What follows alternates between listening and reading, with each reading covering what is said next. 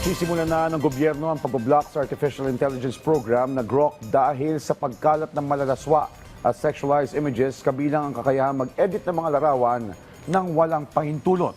Ayon sa DICT, nagtutulungan na ang Cybercrime Investigation Coordinating Center ng National Privacy Commission para agad ipatupad ang pag-block sa aplikasyon, lalo na't may paglabag ito online o sa online sexual abuse and exploitation of children.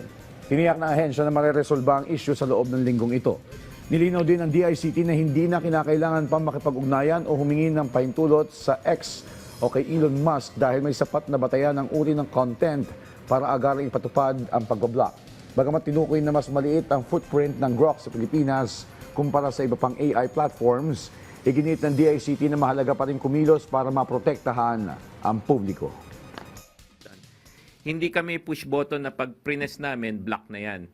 Pag may blocking yan, all of the ISPs would have to initiate the blocking.